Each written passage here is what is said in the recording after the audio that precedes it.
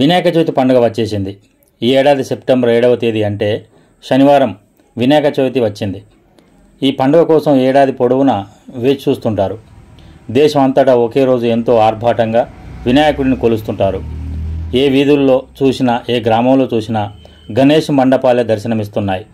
చిన్న పెద్ద తేడా లేకుండా అందరూ ఎంతో భక్తి శ్రద్ధలతో గణపయ్యను కొలుస్తారు. అంగరంగ వైభవంగా జరిగే వినాయకుడి ఉత్సవాలను వినాయక చవితి పండుగ అంటారు.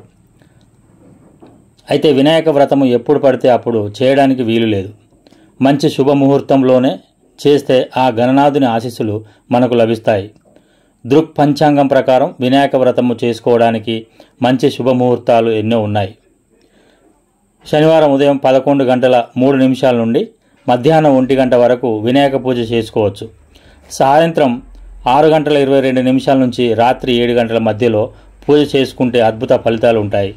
అలాగే ఎరుపు రంగు లేదా నీలం రంగు దుస్తులు ధరించి పూజలు చేస్తే మరింత అదృష్టం కలిసి వస్తుందని వేద పండితులు చెబుతున్నారు. అయితే ఈ ఏడాది మార్కెట్లో వినాయక విగ్రహాలకు మాత్రం గిరాకీ ఎక్కువగానే ఉందని చెప్పవచ్చు. ఒకవైపు ప్రైవేటు వ్యక్తులు, మరోవైపు ప్రభుత్వ అధికారులు మట్టి విగ్రహాలని ప్రతిష్ఠించాలని చెబుతున్నారు. రాష్ట్రంలో అన్ని ప్రాంతాల్లో ఉచితంగా మట్టి విగ్రహాలను కూడా పంపిణీ చేస్తున్నారు. మట్టి విగ్రహాల వల్ల పర్యావరణాన్ని కాపాడుకోగలమని అందరి నమ్మకం. ఈ ఛానల్ను సబ్స్క్రైబ్ చేయండి, లైక్ చేయండి. జిల్లాలో మొట్టమొదటిసారిగా మట్టి గణపతి 40 ఫీట్ల మట్టి గణపతిని నిర్మించాము. అలాగే హిందుత్వానికి మారుపేరు గణపతి. మన గణపతిని పూజించాలంటే మట్టి గణపతితోనే పూజించాలనే ఒక సంకల్పంతో ఇక్కడ 40 ఫీట్ల భారీ మట్టి గణపతిని నిర్మించాము. అలాగే ప్రతిరోజు హోమాలు, ప్రతిరోజు అభిషేకాలు, పంచలోహ విగ్రహానికి అభిషేకాలు, అలాగే లాస్ట్ రోజు పూర్ణాహుతి, లాస్ట్ రోజు నిమజ్జనం కూడా పాలతోటి ఇక్కడనే నిమజ్జనం చేస్తారు.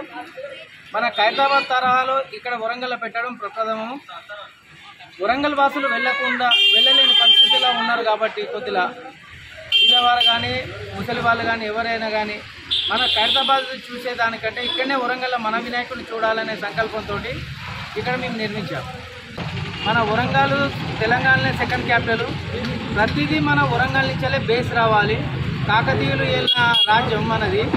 అలాంటి ప్రదేశంలో మనము ఇంకా వెనుకబడే ఉన్నాము.